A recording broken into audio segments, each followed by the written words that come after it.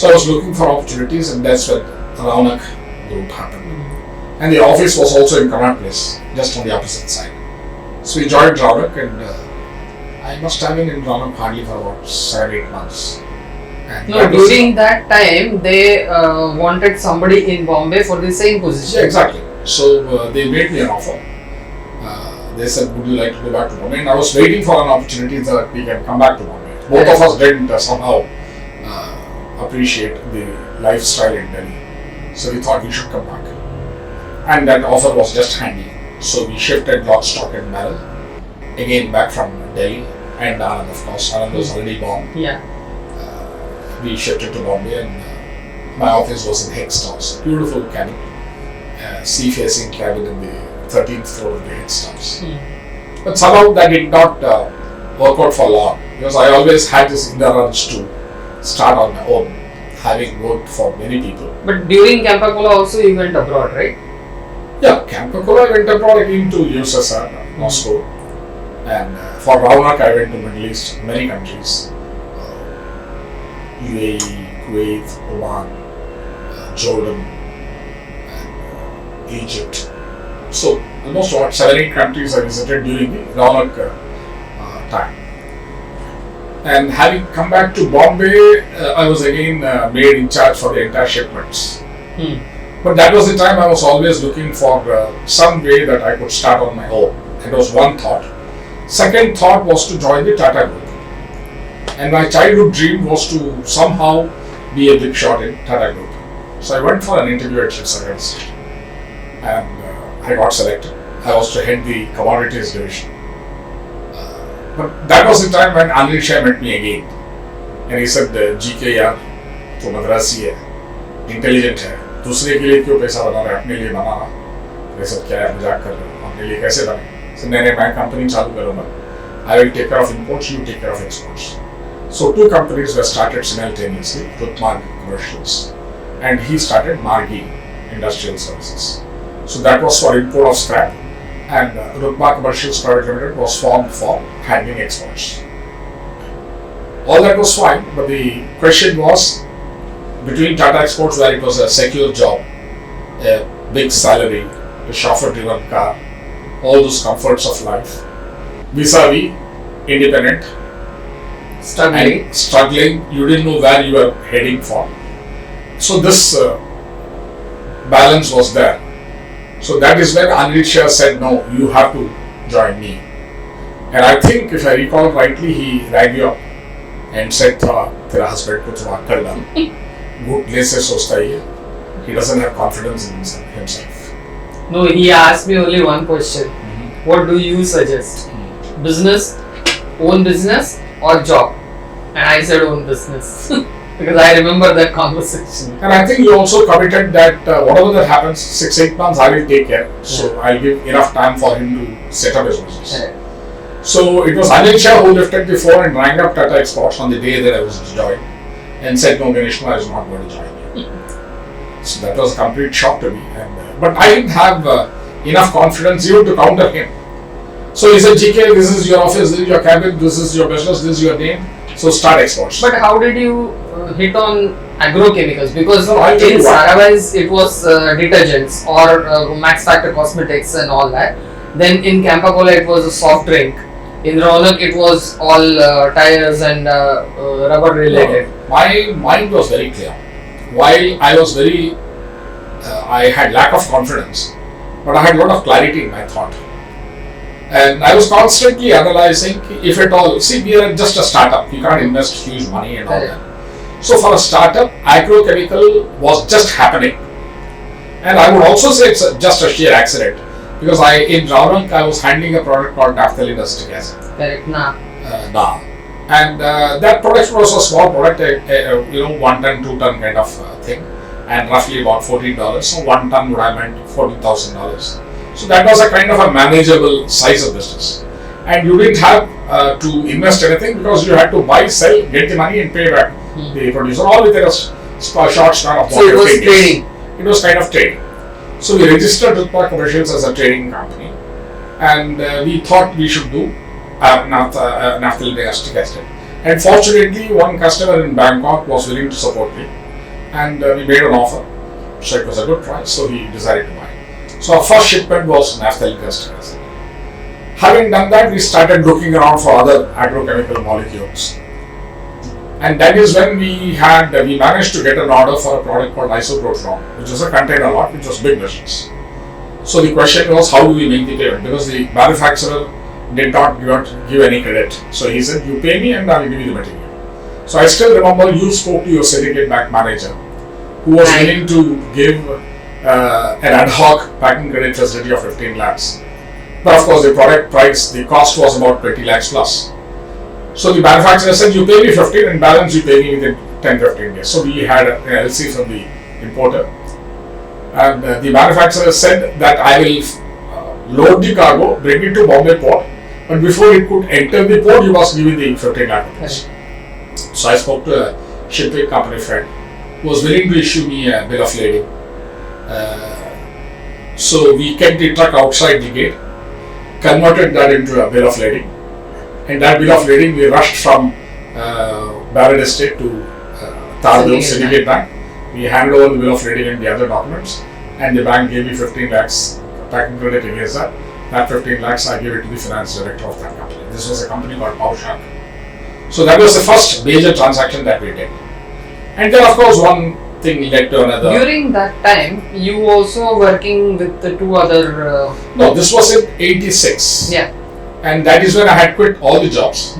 And while I had started Rookmark, but what do you do throughout the day? Right. You can't spend 8 hours because So nothing was there. Settled yet. It was not settled, product was not known, market was not known, customers were not there, product portfolio was not there.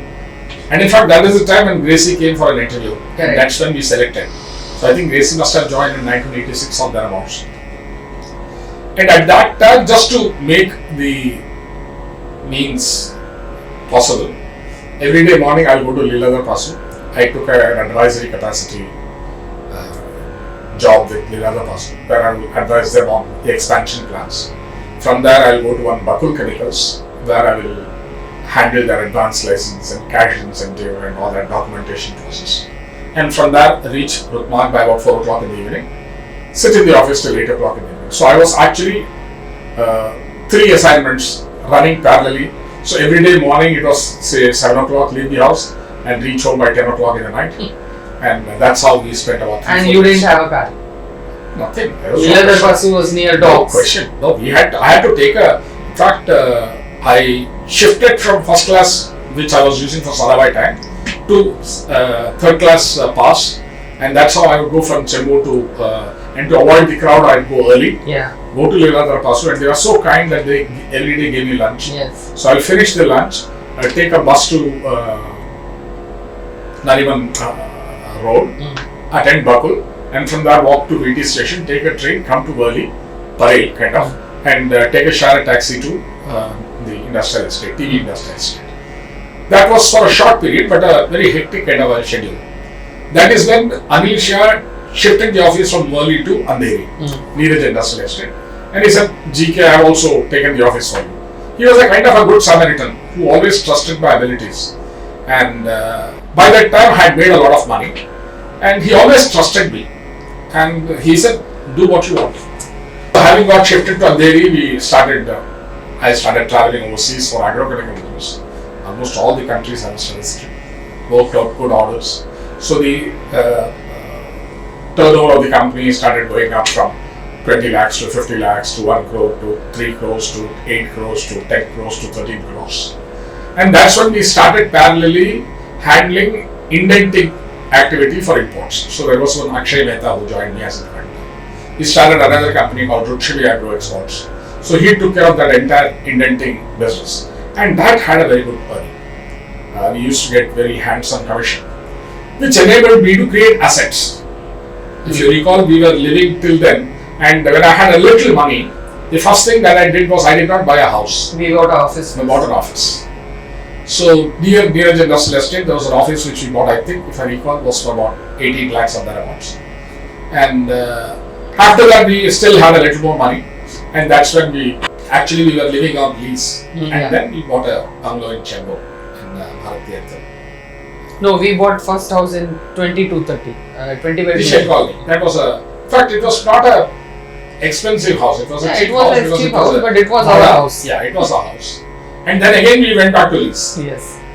So anyway, so that added slowly the assets for the company. So Rutpa commercials did very well, and Ruth Chemi also had some commission income. So with all that, slowly we started creating assets. And I've always believed that if you recall, I have never taken money from the company for anything except in the initial stages some salary. And so even for the assets, all the assets are owned by the company, not by me as an individual. Yes. I've always believed that I am only a custodian. I am not an owner. I always want to work. I want to be a servant of whatever good that is happening. So that attitude in life came in very handy because our life was very simple. Yeah. Both of us had very, very simple lifestyle. It is still simple. It's still simple. And we never showed our money or spent our money. Whatever money we had, no, we converted them into assets. Correct. What I'm trying to say is slowly you started building up the building blocks and never spent money here and there. Yeah. And fortunately, Anand also was studying. And the only thing that I think, looking back, the only thing that we really spent money a lot was on Anand's education, because we shifted him from Chembur to a residential school, which cost us quite a bit. And I had to sacrifice many things to ensure that was done. But it was all bringing happiness. After all, it is your own child who is getting educated. Then Rutija was also born by that time. And Rutija also, we had to send her to Bangalore, which again cost us a lot of money. But we took it smilingly. And both of them got a good, decent education. Plus, it also enabled them to grow in a slightly different atmosphere. Yeah. We were in the middle class, but they could have friends who belonged to a different segment of the society because they have to live their life in future. So it gave them that initial fillip to rub shoulders with a different set of people and also become multilingual and have a much bigger canvas. So that happened, and so we continue to be there. So Rutbag at some point of time, when it had some surplus funds, decided to invest it into a television channel. So that brought in a completely new chapter, the InSync television channel. If you recall, me and Anand were just looking at the TV, and it was my childhood dream because I, by that time, become very active in the Fine Arts Society. I had become the chairman of the music forum. So very intently engaged with promotion of Indian classical music. And in our meetings, we would always discuss, how to have a television channel for music. And that would never happen. So suddenly one day when we were browsing, we saw InSync channel, and it was very, very impressive. A lot of Hindustani content.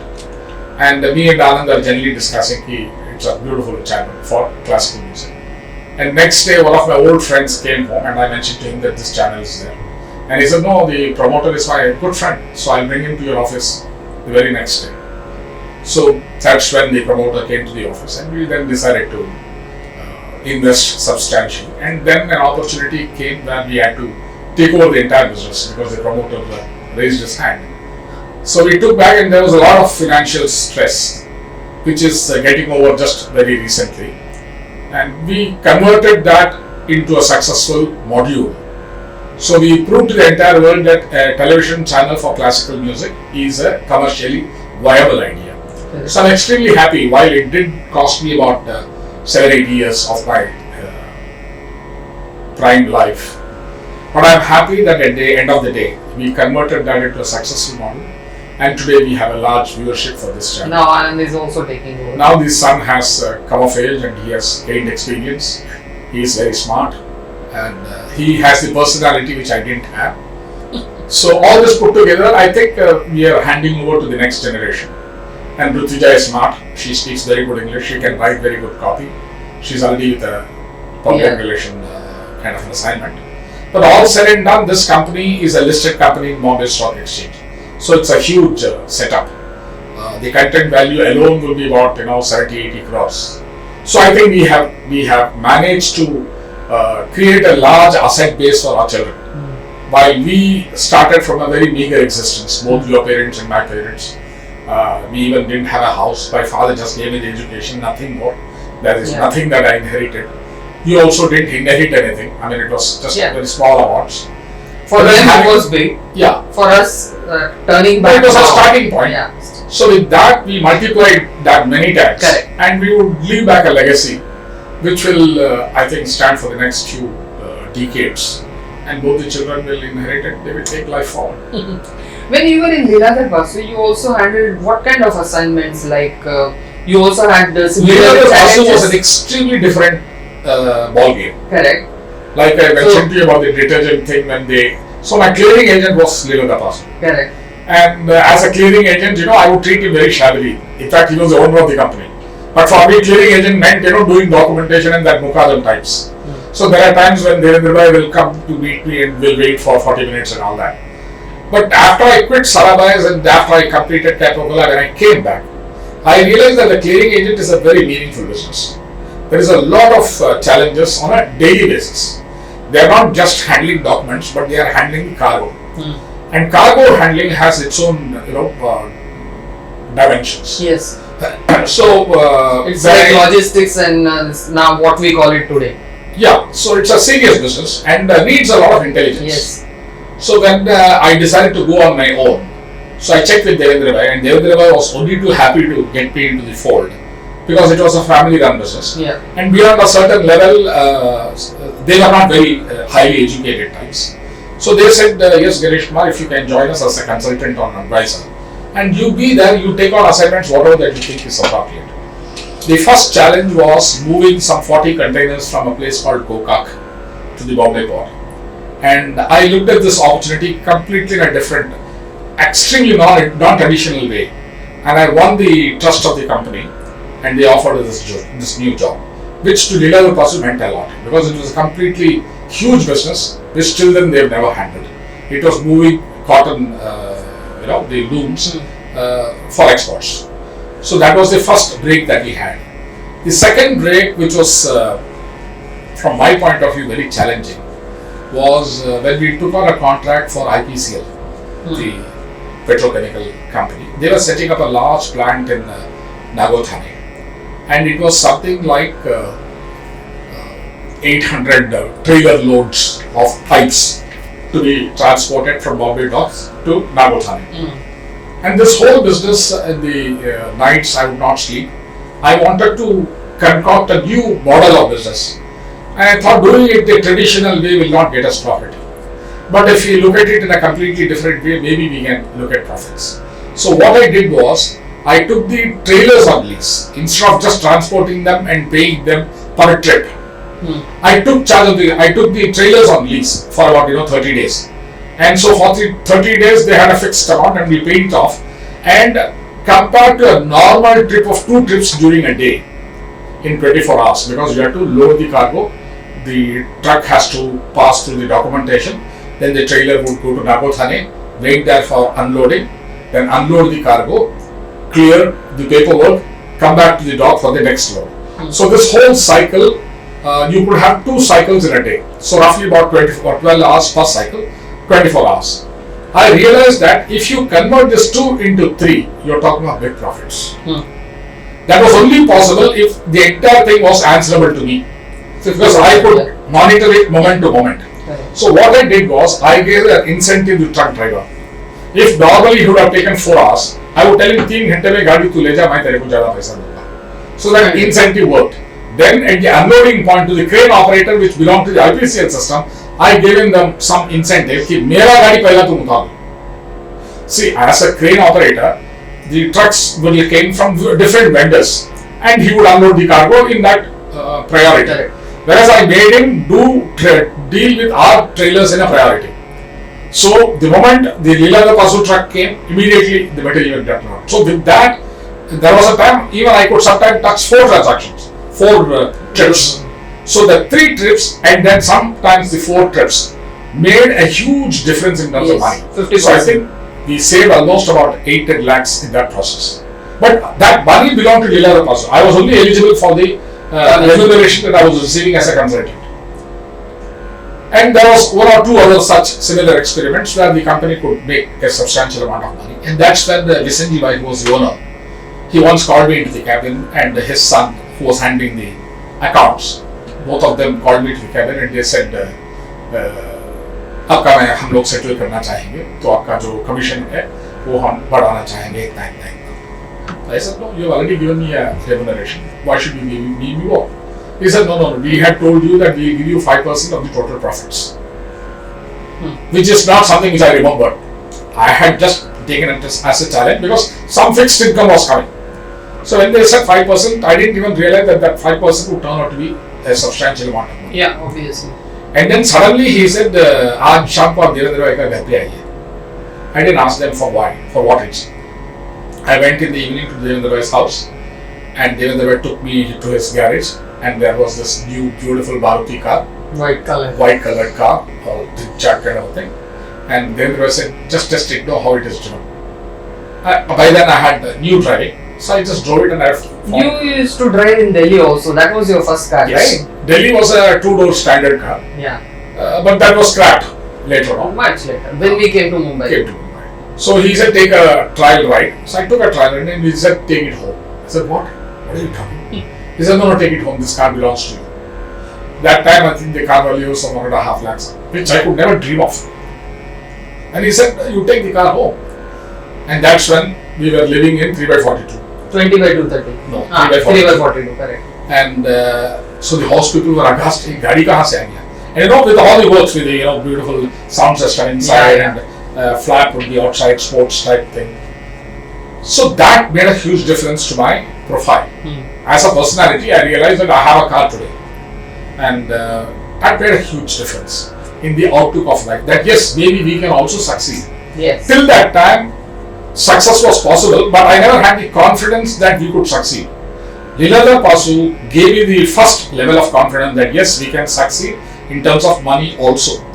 And there was another example which I must tell you, that I was handling Larsen and Toubro cargo in Kandla port, which was bridge girders to be transported on a special vessel which has to go to Malaysia, and then a bridge was to be built. So this entire assignment was given to Leeladhar Pasu because they had just opened an office in Kandla. So this also I handled very efficiently, and there also they made a lot of money. So Leeladhar Pasu enabled me to gain confidence. In fact, I must tell you that there was a 24 feet girder in Kandla port, and it was fabricated in the Kandla free trade zone, and that had to be transported to the Kandla port. Now the gate was only 12 feet. Now how do you transport a 24 feet girder through a gate which is 12 feet and then take it to the port? So everybody was lost. They didn't know how do we do it. So I went to the porter's chairman. I said, it's a prestigious thing because Larsen and Toubro was building a bridge and the vessel is waiting there. I have to take it. Then he said, how will you? I said, I will make an accident. He said, what are you talking? I said, I will break the compound wall. I will make it look as if the trailer dashed against the compound wall, and you take police action against me, and the trailer will go, and I will compensate you for the compound cost. So he said, no, your compensation is not enough, you have to build it back. He said, absolutely, even better. I will compensate you for the compound cost. So in the night we planted around 2 o'clock, the trailer came, it dashed against the compound wall, the whole compound wall was broken, the trailer went away, they brought police, lodged a case against me, and I said, yeah, accept. It was an accident, I'm willing to compensate. So the police said, no, you have to build it. So within 3 days we built that compound wall. And this is how we proved that something that was impossible, we made it possible, a little intelligence. There was also this thing, something was supposed to be on the barge or something again, right? No, it was a huge girder. No, that is different. Which was to be loaded on the ship. And the ship hinge broke. And it fell with a great thud on the platform, on the wharf. So immediately night, this was about 3:30 in the night. I used to sit there and play. There was one Dagada, Mr. Nagda. And I used to play chess with him because throughout the night, what do you do when the loading is going on? So I wanted to be there physically, so there is no emergency. So it so happened. Yeah, in those days there were no mobiles or anything. Nothing, yeah. So throughout the night, I would spend my life in sitting on the wharf.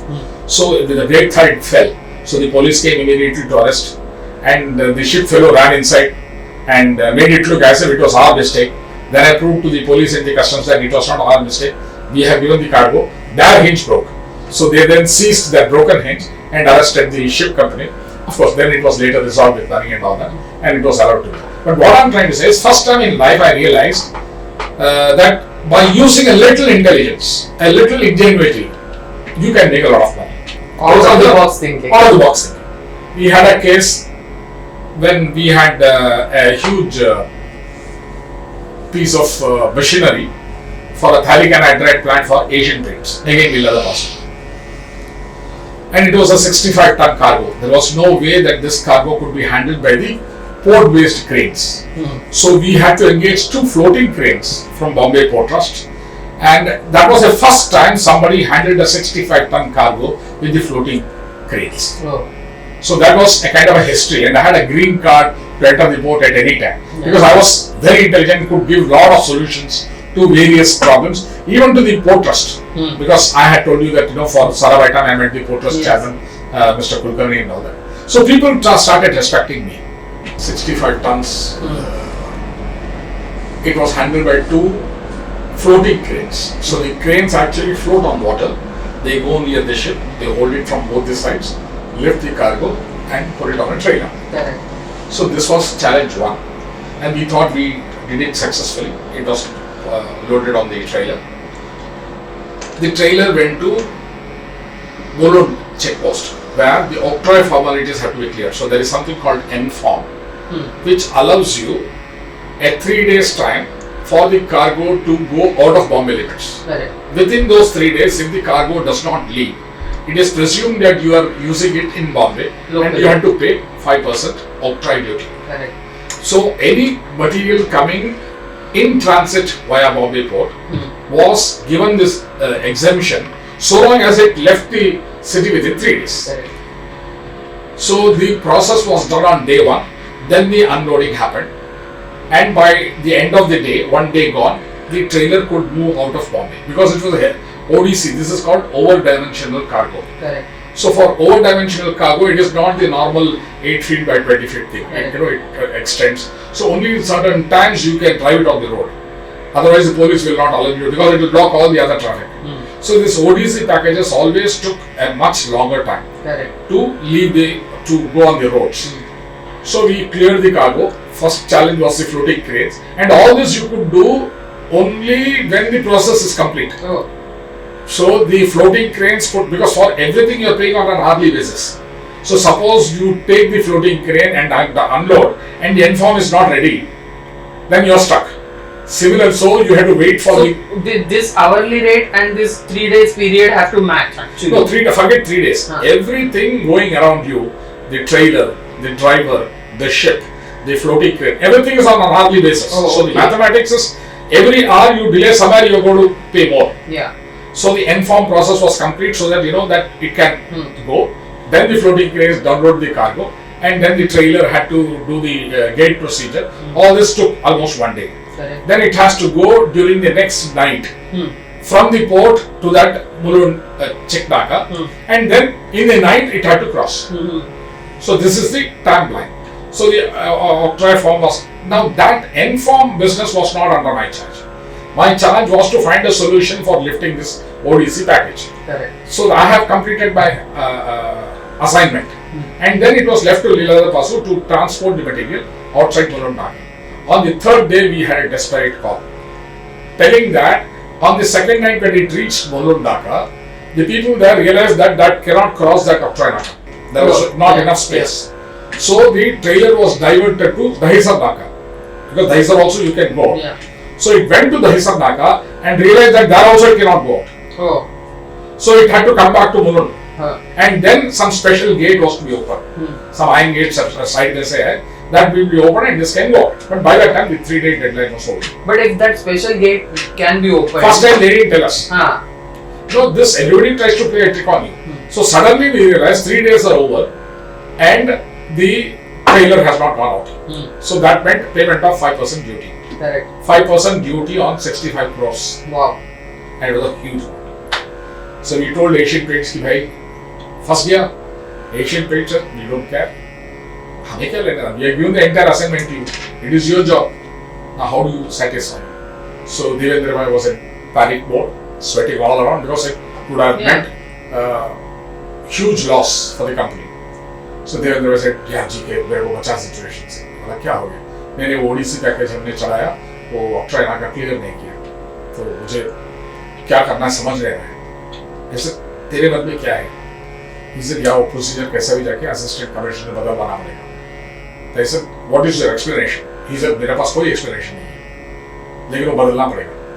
तो I said, मैं तेरे साथ आता हूँ, लेकिन मैं commitment नहीं ले रहा हूँ, क्योंकि ये मेरे से भी बाहर है, मेरे को इसमें एक्सपीरियंस नहीं है. It is beyond my domain knowledge. So I accompanied him. So he went and explained to the assistant commissioner, income tax, that Shivaji market in Crawford market. So I was only a kind of a witness party to it as a feel good factor. Intelligent अगर कुछ आएगा तो मेरे को बताना चाहिए. तो assistant commissioner एकदम as usual, एकदम वो typical municipal class.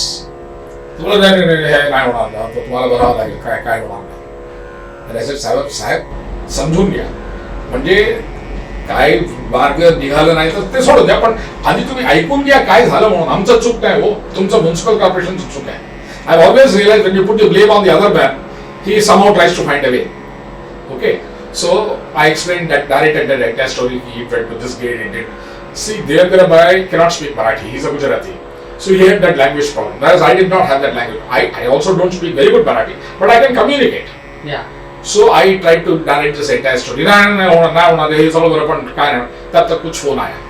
वो फोन में I overheard, which was not right, but I realized that the issue was his wife wanted a washing machine, a particular brand, which he has not arranged, and he has been telling the wife, मैं कराता हूँ और वो हुआ नहीं. तो wife वो सामने के साइड से उसको फायरिंग करना. ये मेरे को एक थोड़ा सा ऐसा एक प्लॉट समझा. So the phone ended. Then I asked him, काय साहब प्रॉब्लेम काय आहे? अरे काय जाऊ डोकं खाती माझी बायको, त्याला वॉशिंग मशीन पाहिजे, कुठून आणू, हे ब्रँड मिळत नाही ऐसे. Then there was another phone call. So I checked with Devendra Bhai. Devendra Bhai said, yes, I have got it in my email. I said, तो फोन खत्म हुआ. हाँ बोला था, साहेब मैं उद्या सकाळी तुमच्या घरी ते वॉशिंग मशीन पाठवून देतो. कसं करणार ते सोडून देऊ, तुम्ही फक्त साईन करायचं. अरे पण उद्या सकाळी येणार ना, नाहीतर मी कॅन्सल करणार. असं तुम्ही साईन करा आधी.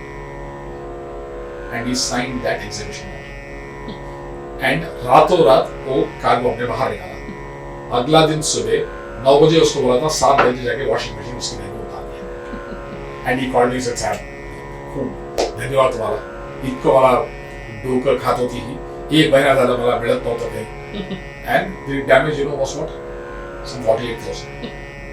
Where is 48,000 and where is 48 lakhs? So Devendra Bhai said, यार ये तेरे को कैसा चमका? ऐसा मैं उसका conversation सुना. So what I'm trying to say is, in business there is always a solution. God always helps you. If you try to put your sincerity into your job, there is always a solution.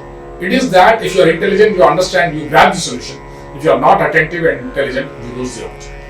It is for a purpose which is not inimical to somebody else. It is not that you are damaging somebody else. So it's a straight thing. It is our cargo, it is our material. Because of the procedure you got stuck and you found a solution. And it was done. And he has got his washing machine. If they are first this thing itself, if they had opened that. Exactly. That is the guilt feel that I created in him. I said, sir, तुमचा department ही चूक केलं. So that's why he fell in line. See, this is how it happens. That was another brilliant case when I was with Anil Shah in the Andheri office. Brilliant, and I'm telling you, somebody should give me a few crore rupees for this solution. Don't let Anil Shah listen to this. No, Anil Shah himself said if I had 1 crore, I'll give it to you. So one day he was sitting in a cabin in the ground floor, I was sitting in a cabin on the top floor. But there are times when we just, jokingly have tea together, coffee together. Yeah. So once I came down, and he was in a terrible mood. I said, "Rani, क्या हो गया? हाँ, बकवास है। सब लोगों को समझते हैं, कर नहीं है। वो सब छोड़। Problem क्या? He said, I have imported 14 containers, and that has gone into Calcutta for a customer. Now the shipper has given shipper's own container, telling that मेरे को container वापस नहीं चाहिए। वो cargo के साथ वो container scrap बनेगा और तू container भी ले ले। It was a metal scrap, right? Metal scrap. And the buyer in Calcutta tells me that he can't take the container because if he takes the container, he has to pay the customs duty on the container also. Yeah. So he says, I only ordered for the material. Why are you increasing my cost? I don't want the container. Take it back. Now the shipping company says they don't care. It is shipper's own container. Customs says you have to pay the duty. Correct. Now my vendor says I cannot pay the duty, and I am stuck. And as a result, the material is stuck there for 30 days and it is increasing demurrage. Correct. And every day I am losing about 1 lakh rupees. 14 containers. Every day I am losing 1 lakh rupees. I have no idea what is to be done. It can't be sent back because the freight charges will be double. And now everything is fallen on my head. I don't know how to resolve this. Correct. I said, यार कुछ तो रास्ता है, मैं इतना आपको tension नहीं लेता। जी के यार तू ये कर, भाई तेरा बिजनेस क्लास टिकट अभी लगा, तू जा कर ले, रात को तू निकल जाएगा इससे। Fine, you go there. I'm authorizing you to spend any money, but resolve this and get going. अरे यार मेरे को कोई सब्जेक्ट ही मालूम नहीं, मैं क्या मेरे को स्क्रैप क्या कुछ नहीं, नहीं तू जा यार, तू इधर से कुछ तो you remember I went to yes. He booked a ticket. I took the flight. He booked me Park Hotel, a 5-star hotel. So I went. So जाके next day morning I met the vendor. Vendor was very clear. Sir मेरे को container लेने में कोई material लेने में कोई तकलीफ नहीं, मैं रेडी हूँ, लेकिन डेमरेज भी नहीं भरूंगा और कंटेनर मेरे को नहीं चाहिए क्योंकि कंटेनर अगर मैं लूंगा तो लाखों रुपए का नुकसान है मुझे। So I can't. इस कंटेनर का करेगा क्या मैं? तो मैं उधर से कस्टम्स गया, कस्टम वाले बोले साहब ये तो कुछ नहीं होगा, you have to either take back the container, I mean clear the container by paying duty, or the container has to go back somewhere into the shipping company. So I said यार ना इधर हो रहा है ना उधर हो रहा है, क्या करूं? तो ऐसे बैठे बैठे दोपहर को I had a friend called Shiva in the transport group. He is into shipping. So मैंने उसको फोन किया यार लंच तो खाएंगे, because in Calcutta you don't get Madrasi lunch. Yes. So I had to find somebody who can take me to a place where Madrasi lunch is available. So I contacted Shiva. I said चलो खाएंगे क्या? तो मैं ये whole thing Shiva को narrate किया. So Shiva said, "Yeah, you can do one thing. You can take the container back to a shipping company." He said, by that time I realized that this Shiva had an interest in this matter. So I said, "How much will a container cost?" He said, "In normal circumstances, about $1,500. So I told him, "Suppose I give you these containers, what will you do?" He said, I will take it back. Transport will take it back to some other port."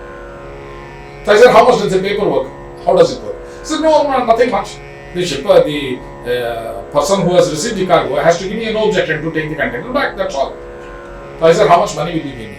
He said, "Yeah, Ganesh, you are trying to push on me." I said, "You said $1,500. No, tell me how much you can give me." So he said, "Yeah, I can at best give $1,000 per container." I said, "Make it 1,100. He said, "Fine, 1,100. 1,100 into 14. I said, "Then will you pay the money?" He said, "Yeah, 3 days I will take." I said, "Done. Deal." गया अगला दिन sign किया, no objection दे दिया, 14 objection ले लिया, cargo हो गया, importer साफ कर दिया, कंटेनर वापस अंदर ले लिया. 14 into $1,100, almost $15,000. $15,000 into say 50 rupees is what I came back and gave Anish. And he wouldn't believe it. He said, "GK यार तू क्या किया मेरे को पहले बोल, मैं तो पैसा खर्चा करने को तैयार हूँ, तू लाके मेरे को पैसा दे रहा है." I said, "यार ये कंटेनर का वैल्यू ले ले." ऐसे मेरे को नहीं चाहिए यार, तू रख ले. ऐसे नहीं, तेरा पैसा है, मैं कैसे रखूं? तेरा कंटेनर है, मैं कैसे रखूं? नहीं यार तू अगर मेरे पास अभी किसी 1 करोड़ हो तो मैं तेरे को दे देता हूँ. मैं साला 10 दिन से सो नहीं पा रहा हूँ, कोई सोल्यूशन नहीं, ये भी नहीं वो भी नहीं. जो प्रॉब्लम था उससे पैसा बना. तो ये ऐसे जो लाइफ का एक्सपीरियंसेस है, that is what a businessman is all about. He sees an opportunity where nobody else sees an opportunity. He is able to monetize. अगर वो बिजनेसमैन अपॉर्चुनिटी किया लेकिन पैसा नहीं बनाया. This is what you did in your office also, buying the 3rd office. This is the 4th office, but इसका previous office भी तो. That I will come to. That's the last one. Okay. So what I'm trying to say is, a businessman has to see an opportunity, should spend his mind and turn that opportunity into a success. It does not end there. Yeah. Then he has to monetize it. Correct. It ends with making money out of that intelligence. Correct. Otherwise, you are not a businessman. Otherwise, you are only a worker. True. अगर उससे आप solution कुछ निकलवा दिया और वो solution की वजह से दूसरा किसी का पैसा बना, उसमें आपका भी भाग होना चाहिए, तभी आप बिजनेसमैन हो. नहीं तो आप वर्कर हो. अभी कई जगह पे हम देख रहे हैं कि बहुत अच्छा काम करते हैं, अच्छा पगार लेते हैं, लेकिन वो वर्कर ही रहता है, वो बिजनेसमैन नहीं बनता है. बिजनेसमैन वो शिफ्ट है जहां वो अपॉर्चुनिटी यूज करके उसमें से 4 पैसा कमा लिया और 4 लोगों को अपने साथ जो है उनको बांट दिया. तो that is creating wealth. Otherwise, it is only an intelligent work. You see many people in the office. Some people are outstanding in their work, but they cannot grow to start their own because they don't have that level of confidence. That is the level of confidence which you gain.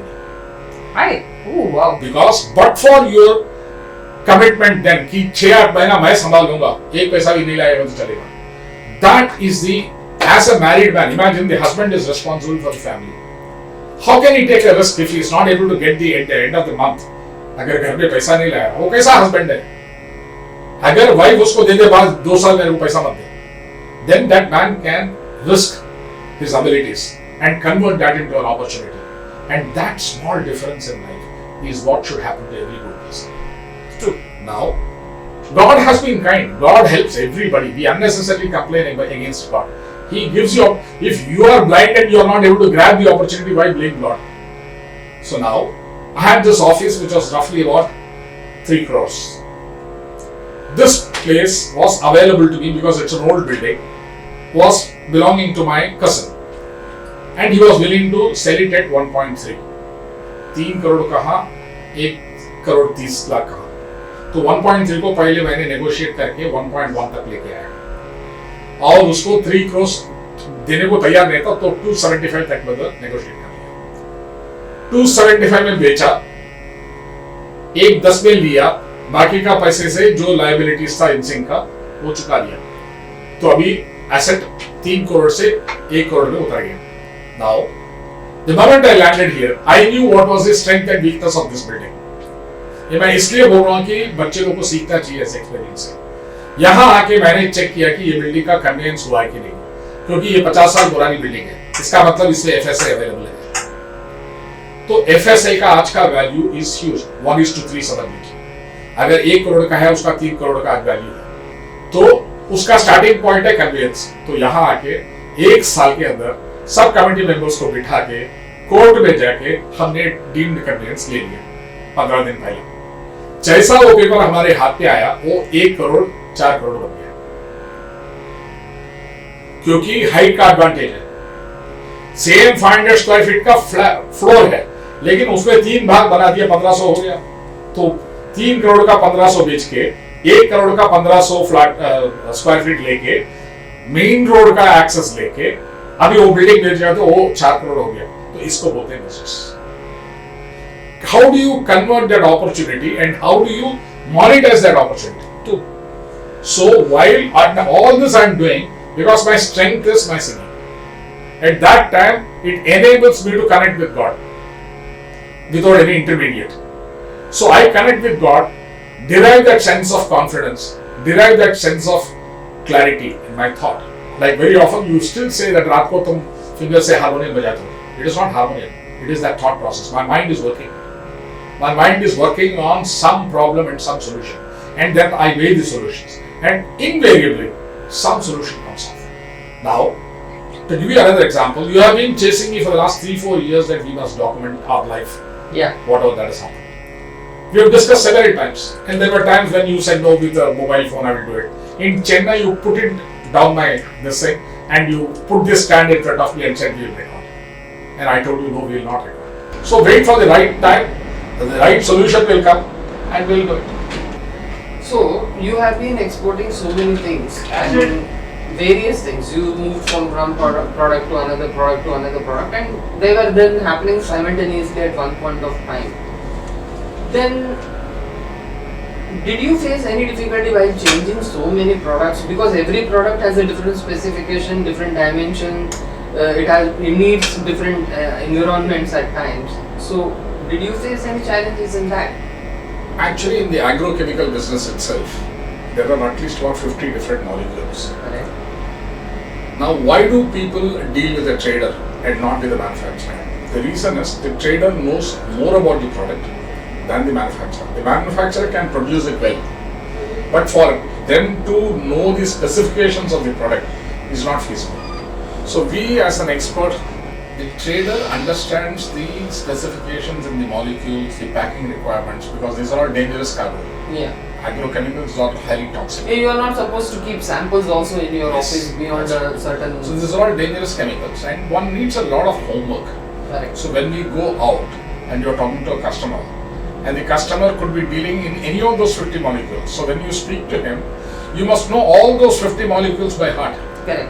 The specification, the packaging, Because some things are packed in drums, some is packed in gunny bags, some is packed in carton, some is packed in corrugated boxes. I also remember there used to be some aluminium bottles Yes. kind of a thing. For aluminium phosphide, we have a aluminium capsule kind of a thing. Yeah. So all these things are there. So as a trader, you must know all these details end to end.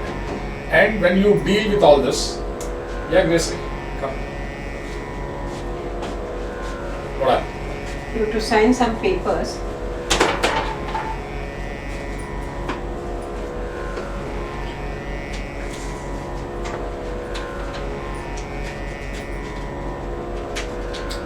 The address is correct?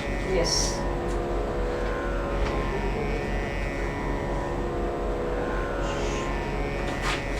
Okay. The remittance has come? Yes, the remittance has come. It's showing in our accounts as $50, 540. 50,000. $50,000, Uh, 540. This is Gremont or Henry? Henry. Fine. So should I take the rate today? No, now it's too late to take the rate. Take it tomorrow. No, not tomorrow, because tomorrow is Sunday. Tomorrow is Sunday. Monday, Tuesday, you take the rate, because then it will slightly show up. Yes. Right now the rate is showing 83.25. We We'll see should on get Monday. we should get 83 point at least 15. Okay. Fine. So should I call on Monday? Yeah, yeah. then? If it is 83.15, take it. Okay. Thanks. Thanks. And you have a meeting on Monday. Hmm. That is SBI Foundation. Oh, what time? Sanjay Prakash at 12 noon. Anand is aware? Yes, he is aware of it. Any And papers? what papers you will do? No, this CSR. The new brochures and brochure all. of CSR. Yeah. That's Keep it, all. put it in a folder, give it to me. I'll take it. Okay. Thank you. Yeah. So I was telling you about this different chemicals. Yeah. So that is the most difficult part. In fact, in the agrochemical market, whenever I go for this international conventions and all that, people used to call me the encyclopedia for agrochemicals. That is the mark that I had, because I knew all the molecules, and without referring to any papers, I could speak about the specification, the packaging, the price, and all these details were automatically embedded here.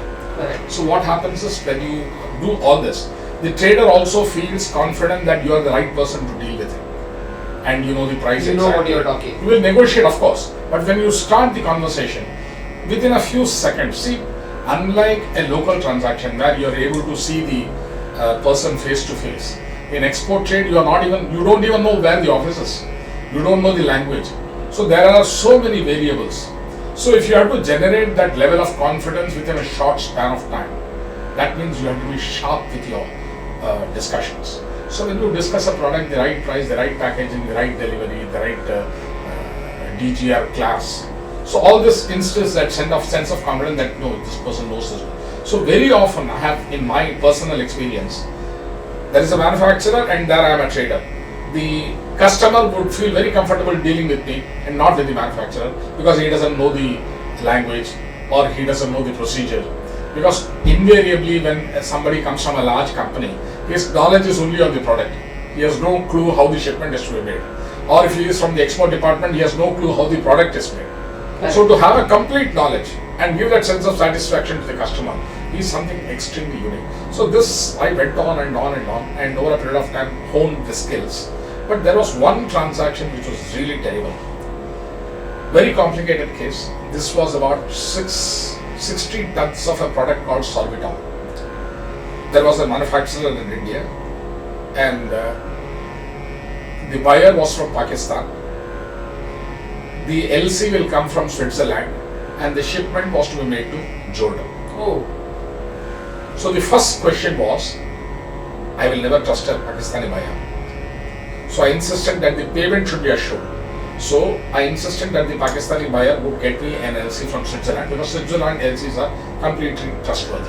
So I went to my bank, Standard Chartered Bank, showed them the LC, and before even I could activate the shipment, I ensured that the payment will not have a problem. So, and then suddenly before the shipment, we found that there is a trade embargo on Jordan. Oh. Trade embargo means there is something called United Nations Sanctions Committee. So suppose there is a war. So the United Nations wants to ensure that certain kinds of products will not be ship to those disturbed countries because people may use it for other purposes. Right. So there was a trade embargo. So I had to take a clearance from my ministry. So after doing all this, we made the shipment, got the money, there was no problem. But after 6 months, I got a notice directly from the Ministry of Commerce that there is a notice against you from the United Nations. And they asked me to come and explain. So I went to Delhi and explained to the ministry that we have taken a clearance and that paperwork was already done. So we got cleared from them. But what I'm trying to say is, in international trade, you can get stuck anywhere. So it's a very, very complicated process. It's not like a local transaction. And you have to be very preemptive. Absolutely preemptive, and not only that, you must know what is the risk. Yes. If there is an element of risk which is beyond you, don't take that risk. Correct. And in my life, touch wood, in the last about 50 years that I am running, or 35 years of Rootmark, not a single transaction has gone awry. Not a single transaction have I lost money. In transactions, I have lost money with people. That's another matter. But when it comes to export transactions, it's a record that we have not lost out on a single transaction.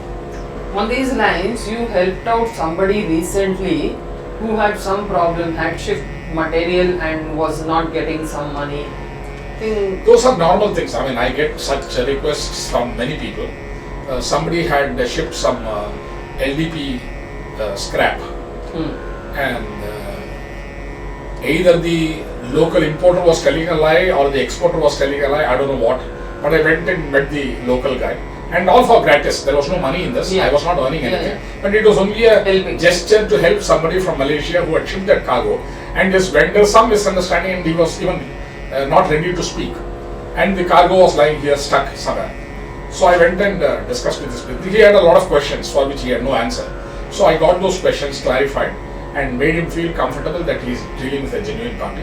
Did the paperwork, some papers had to be replaced, all that was done, and then the cargo was released. So this is something which keeps on happening.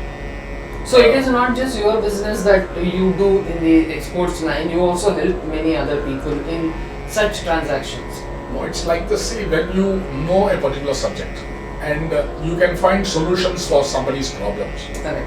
The idea is not to make money. The idea is to find solutions, and if you have that knowledge, why not?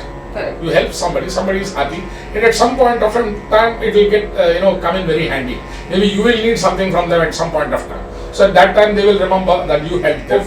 Hopefully. No, in life that's how it runs. Even if somebody falls down, you go and give them a hand to get up. Not that they are going to help you immediately, but you do that gesture, and God has seen that gesture. And sometimes when you are in difficulty, somebody will help you. It's always there. The life runs. For your business, you have traveled so many countries. I have a very small list of it. I'll just read it out if it is anything interesting that has happened. No, before you start reading, I want to tell you that it will be almost about 25 to 28 countries which I visited for my business trips.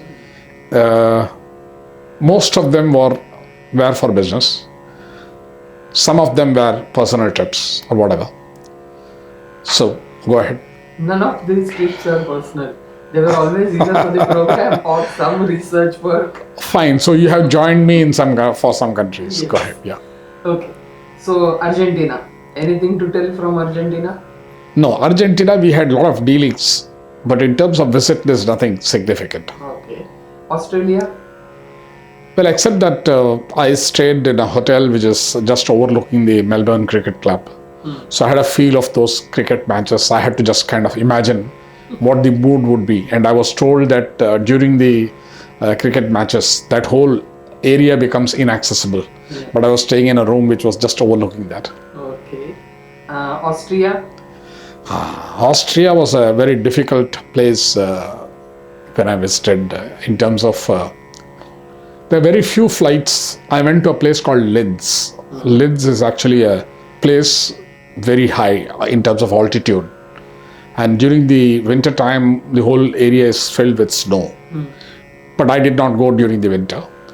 When I had reached, it was a late flight. And when I got down at the airport, almost it was about 11ish. 11 in the night? 11 in the night. And I thought it is like any other airport, but I realized that within 5 minutes of the plane landing, everybody just walked off. Mine was the only luggage which was coming on the belt. So I had to wait. So I took the luggage, came out, and to my horror, I realized that the whole place was pitch dark. And another five minutes, all the lights inside the airports were also put off.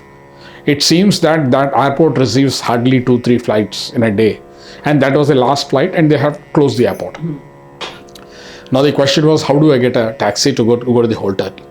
I was staying in a hotel called Alpha Theatre, one of the 5-star hotels there.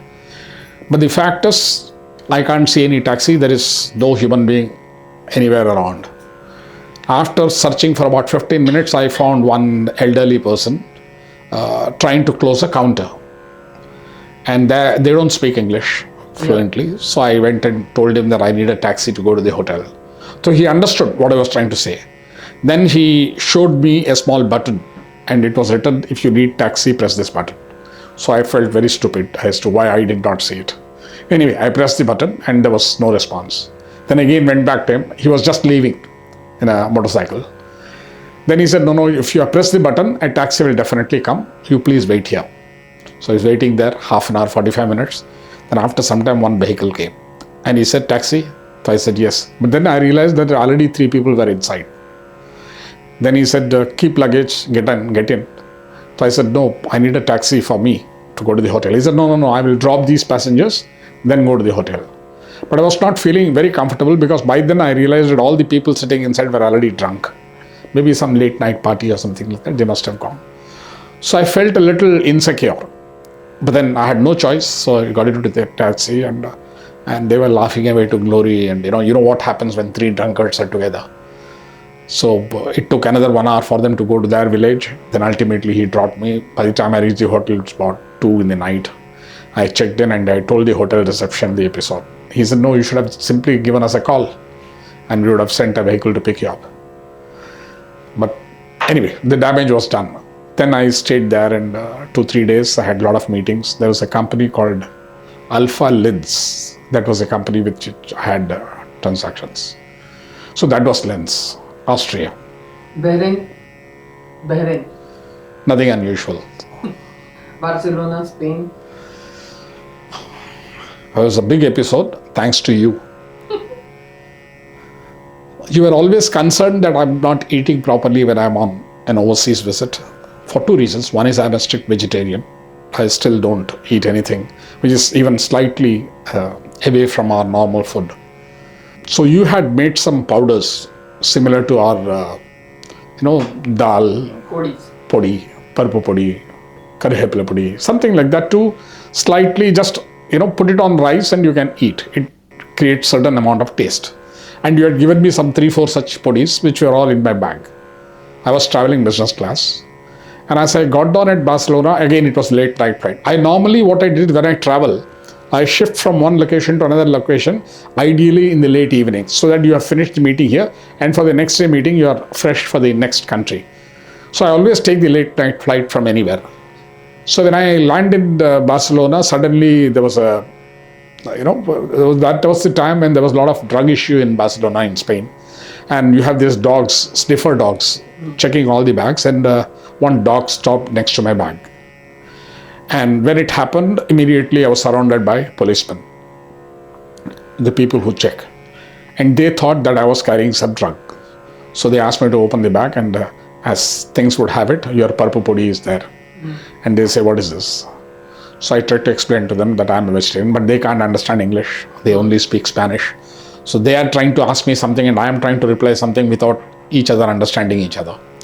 At some point of time, I got a little irritated because I was already getting late and I had a big schedule of meetings the next day.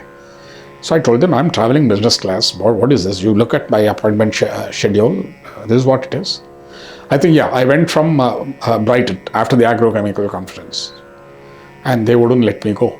So they kind of took me inside a room, asked me to wait there. And I was really getting irritated. It took some time for them to fetch somebody who can speak English. So another half an hour, I'm sitting there inside your room, isolated. And then somebody walks in. The way I speak English, the way he spoke English, he realized that I'm a businessman. Then he understood what purpose it was serving. And then he said, oh my God, I'm sorry that they detained you. and you're free to go. Then I told him, please check the antecedents before you detain somebody because it might unnecessarily irritate people who visit your country. He said, no, I'm profusely apologizing. They should not have detained you. They should have checked your ticket, passport, where all countries you're going. So obviously, you're very clear. So I cleared and reached the hotel. It was about 2 o'clock and I was famished. Yeah. I had not eaten the entire day. I was so hungry, I checked with the hotel. The hotel said, sorry, we can't give you anything which is vegetarian. But you do one thing, a little further from here, about 1 kilometer, there is a Chinese restaurant. Correct. So my idea was at least I'll get rice. Yeah. If not anything else. So after 1 hour, and this is about 12:31 in the night. Yeah. So I'm first time I'm going to that place. So I had to, use the map and reach there. And the Chinese restaurant was just closing at that And time. you didn't have Google Maps then? No, nothing. Those days there was nothing. Paper maps. So then I found and then I pleaded. They said, no, the restaurant is closed. I said, I pleaded, I have not eaten from morning. You take whatever money you want, but give me 1 bowl of rice. Then they asked, why? Why are you so desperate? So then I explained I'm a vegetarian and all that. Then fortunately there was a lady who took pity on me. She was not understanding what I said, but she realized that I was wanting food. So she not only gave me a bowl of rice, she gave me a small bowl of tomato soup. So I poured the soup on the rice, ate and slept well.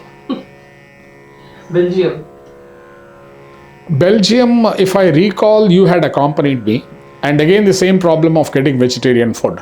Till such time that you went around, when I was busy with my business schedules, you went around and identified a place where you could get some vegetarian. I think it was a Pizza Hut, something like that. You searched out, and that is the first time. I've been visiting Belgium for at least 6 times, 7 times. And always I have come back hungry. The first time you came with me, you identified a restaurant. And after that, that was my saving grace whenever I Belgium. Always I stayed very close to the Belgium main station. Yeah. Because that railway station, later on you had some Indian restaurants. Long ago you didn't have. But slowly the Indians started traveling and then you had this vegetarian restaurant. You are talking of 87. 86, 87. 90s, early 90s and all that. It was very difficult to get vegetarian food. True. Cambodia? Cambodia was very recent, just last year. Again, we were together on that trip wanting to see Angkor Wat. So we went to Siem Reap and had a beautiful, we visited a lot of places. We could spot a lot of spots which were relevant to our Sanatana Dharma. Yeah. So I'm sure that visit is going to continue and bring out a lot of unknown facts about Cambodia and the India and the Tamil connection. Correct. China? China was a disaster because you just wouldn't get anything vegetarian because they never understood English and you could never converse with them. It's a great country in terms of development and buildings at the city. I had gone to Guangzhou and then Shenzhen. Guangzhou I was with you. That was the second time. Okay. First time I just didn't eat. I came back to Hong Kong. Hong Kong people speak English. So came back to Hong Kong and then had food. Second time you accompanied and that time we managed to get something. Cyprus? Cyprus, a very funny thing happened. The capital is Limassol. I had a good trading partner there. So he said, no, you're welcome to Cyprus. Cyprus also was encouraging Indian businessmen to have accounts, dollar accounts in Cyprus. I was looking at a possibility. So I land in Cyprus late night. Generally, Cyprus is visa free. Nobody needs a visa to go to Cyprus. But for Indians, it was required. So I had to stand in the immigration counter for them to stamp my passport. I gave the passport and the person in the counter said, how many days? I said, just 1 day. He said, sorry, no visa. I cannot issue. I said, what? I have a business meeting. He said, sorry, I can't issue a visa. I said, what went wrong? You come to Cyprus and spend 1 day? You must stay here for at least for 3 days. That's when I got the joke. His joke was, people who come to Limassol actually come there to celebrate a vacation. They have a beautiful beach. Yeah. So he says, how can you come for just 1 day? I said, next time I'll come more leisurely. So this time you give me a visa. Then it took 45 minutes drive to the hotel along the beach. It was a beautiful 5-star hotel. And that taxi fellow also was very angry at me. He thought he has got a bakra who will use him for next 3 days. And whereas I'm there only for 1 day. I was very, very annoyed. He said, sir, please don't do this next time. When you come to Cyprus, you bring your vacation bag and you must stay here. Dubai.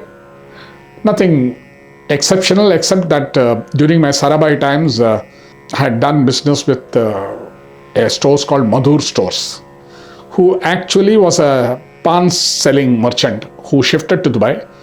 So when I went to meet him from the old contacts, I realized that it's a huge establishment called Madhur Stores. By that time, he was a multimillionaire there.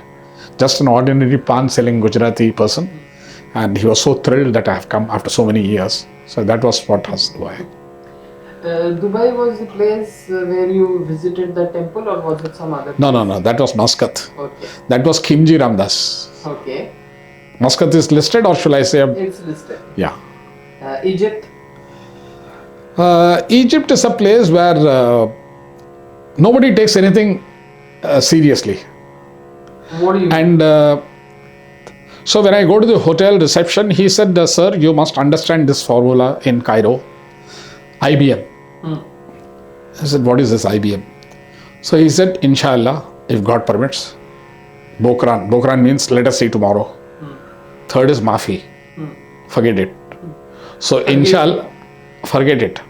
That is Inshallah, if God permits, first day. Second day you go for a meeting. They say, Bokran, let's see, discuss it tomorrow. And last day, Mafi, no business, nothing. But they are very nice people. Yes. In fact, the hotel where I stayed, I think it was Hyatt Regency. There was a Egyptian wedding. What a sight it was. Oh. Fabulous, so colorful. That is one experience. Second was the change of traveler's checks. Those days you never had currency. Yeah. You always carried traveler's checks, and I invariably carried American Express traveler's checks. So I went to the American Express counter and I changed, and he said, no sir, I don't want to give you a good rate. Please wait for half an hour. Actually, the time was on. The counter is supposed to be open.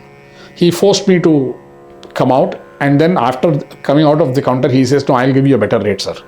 So then I realized that there's a huge black market for US dollars. Oh. Huge. So if the counter gave you a certain rate, outside you could get at least 25% more. Oh. So that was first experience. Second experience when I went to Cairo was somebody said, we are very happy that you are coming to meet us. So we will come and receive you at the airport. So I said, all that is not necessary. I'll go to the hotel and then we can have the meeting. He said, no, I'll come to receive you at the airport. And as I got down from the aircraft, there was a person standing there, right there, inside the airport. He said, welcome sir, and all that, gave me a bouquet. I started wondering, why am I being treated so much importance and all that. Then he said, sir, your passport. I gave it to him. Then he went for about 10-15 minutes, he was missing. Then he came back with 4 or 5 large bags and he said, sir, please sign here. So I signed there. And then there was a big car waiting outside, big Rolls Royce or something like that. So I got into that. He dropped me at the hotel. So I said, I'm getting a treatment much higher than what I really deserved. So next day morning, the guy calls me up and said, we are not meeting, it's cancelled. Then I said, then why did you receive me with such a pomp? He said, no, I wanted to buy some liquor bottles and they are available only for the foreigners. They're not available for the locals.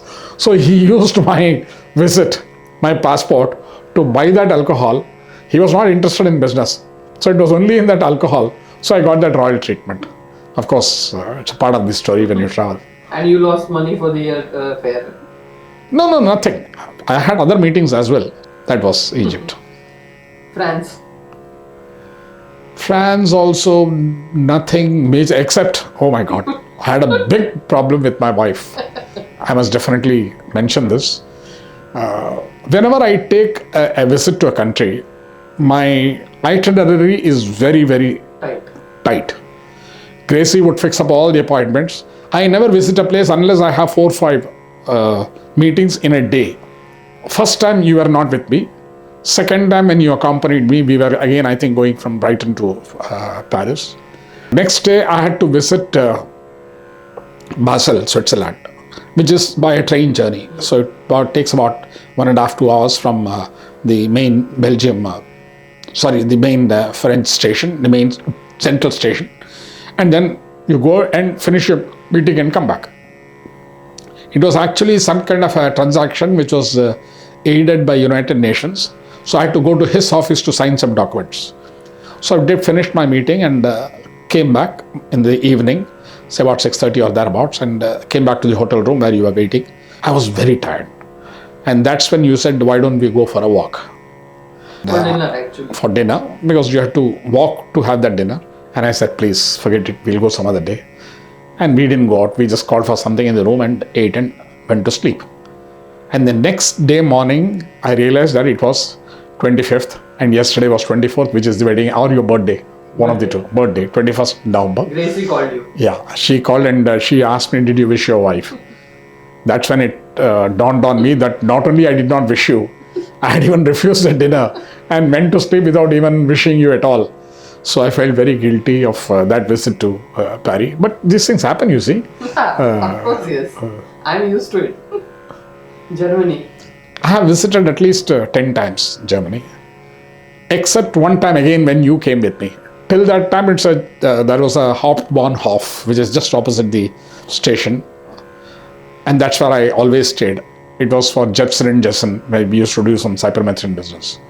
It was just, the office was on the other side of the railway station, and on this side of the station was the Hauptbahnhof. Once we had a problem, I had a problem. You were not there.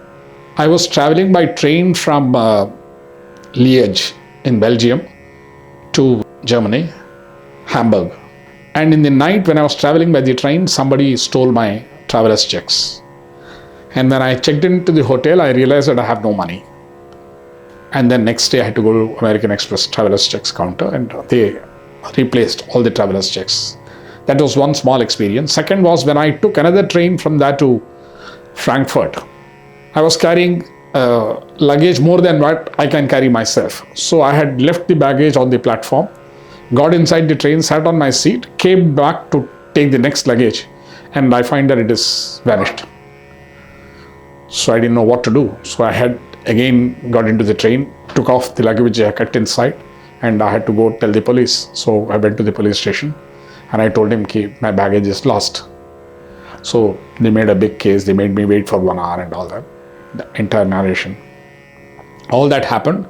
And in the meantime, I had kept this baggage in a baggage warehouse kind of thing.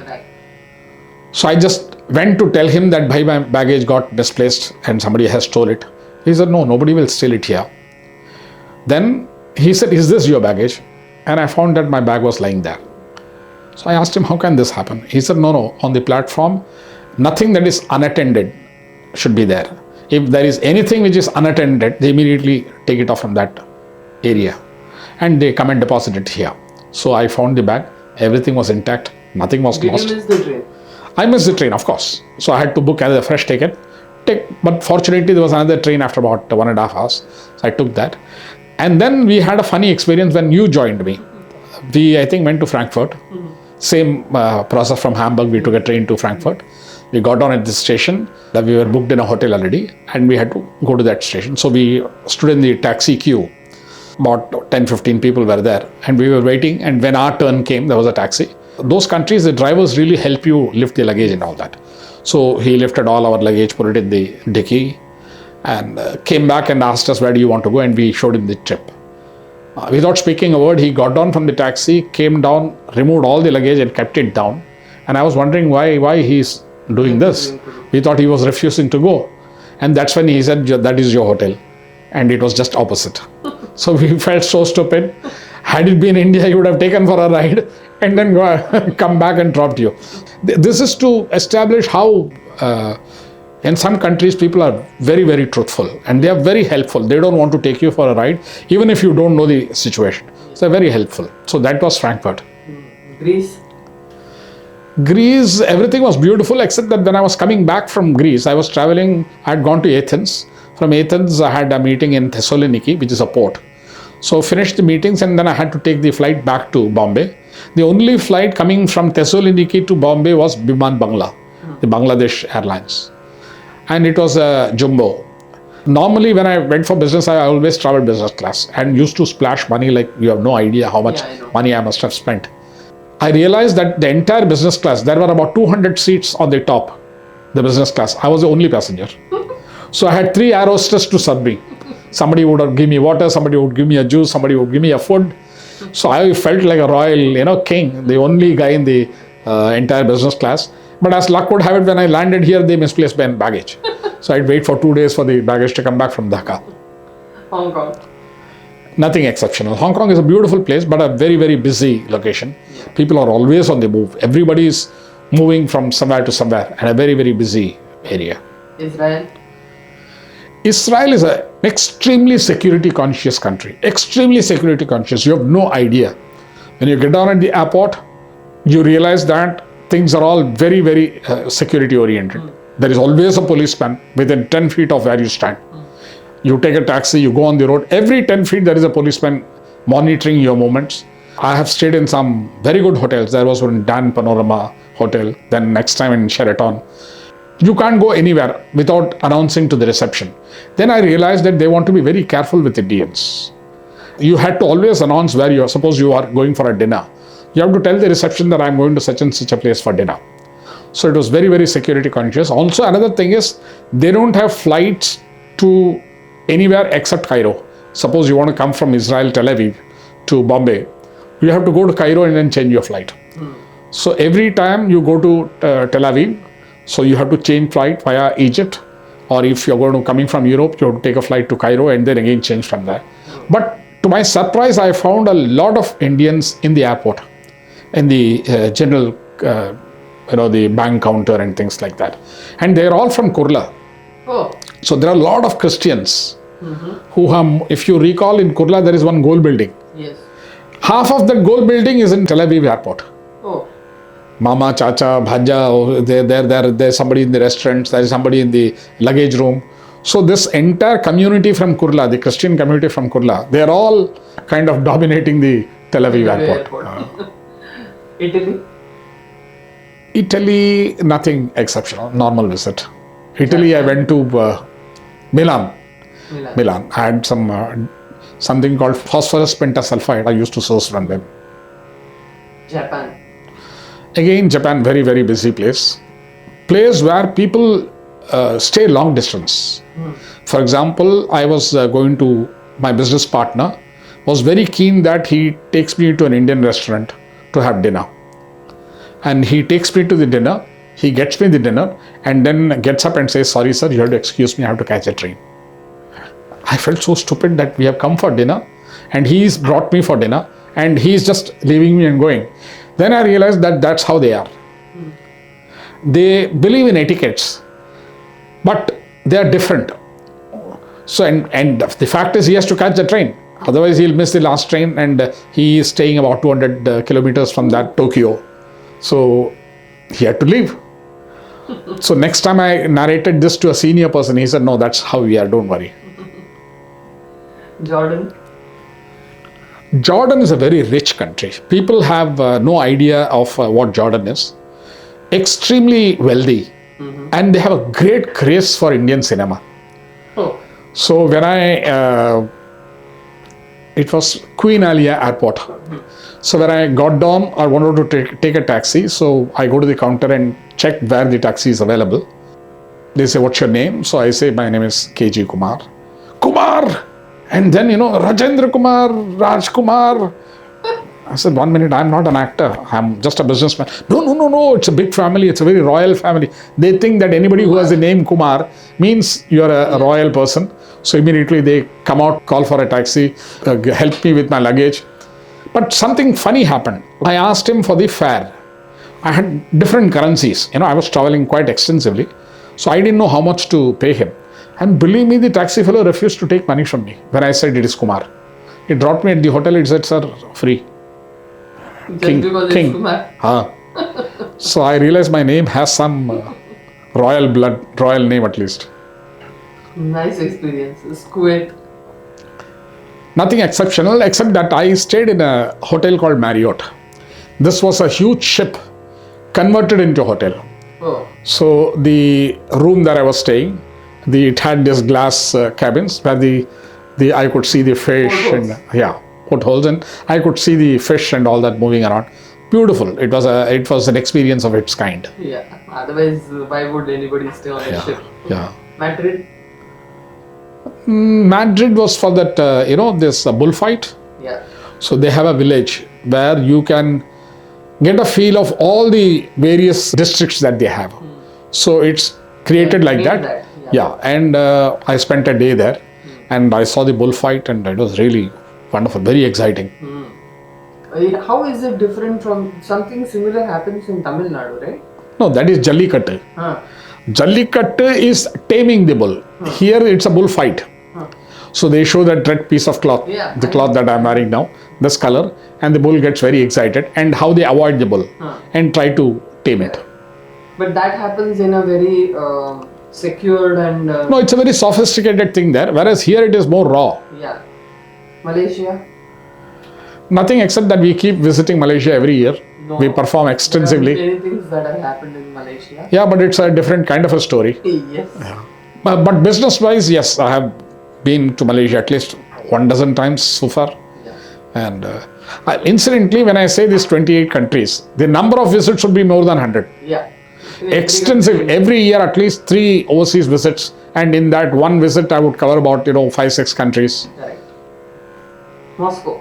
I think this was your first. This was my first ever overseas tour. I was completely raw. I was working for Sarabais and they wanted me to go and handle an exhibition. I didn't know what to do. I just had a passport, but I've never traveled outside, so they bought me the tickets. Moscow is a place, again, very similar to Israel, very security conscious.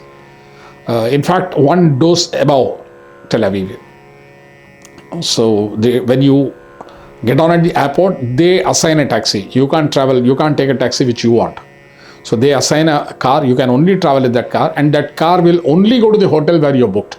So you can't stray and decide that I want to see this, I want nothing of that sort.